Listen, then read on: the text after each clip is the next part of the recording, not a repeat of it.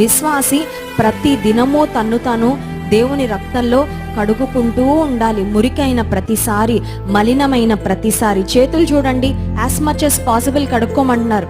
ఏదైనా బయట నుంచి వచ్చిన వస్తువు పట్టుకోగానే చేతులు కడుక్కుంటున్నాం, ఏదన్నా మనం అంటుకోగానే చేతులు కడుక్కుంటున్నాం, చేతికి మురికవగానే చేతులు కడుక్కుంటున్నాం, భోజనం చేయగానే చేతులు కడుక్కుంటున్నాం, స్నాక్స్ తినగానే చేతులు కడుక్కుంటున్నాం, ఏదైనా మురికి పదార్థాన్ని పట్టుకోగానే చేతులు కడుక్కుంటున్నాం. అలాగే విశ్వాస జీవితంలో కూడా యేసుక్రీస్తు ప్రభువు యొక్క రక్తము చేత శుద్ధి చేయబడుట, శాంక్టిఫికేషన్ అనేది ప్రతి దినము జరుగుతూ ఉండాలి. సో శాంక్టిఫికేషన్ లో భాగంగా యేసుక్రీస్తు ప్రభువు లేక దేవాది దేవుడు He is like a refiner's fire and he is like a launderer's soap అనే 2 మాటలు మనం చూస్తున్నాం. కడగబడడానికి, శుద్ధి చేయబడడానికి దేవుడు తన్ను తాను రెండిటితో పోల్చుకున్నాడు. కంసాలి వాని అగ్నితో, అలాగే చాకలి వాని యొక్క సబ్బుతో ఆయన పోల్చుకున్నాడు.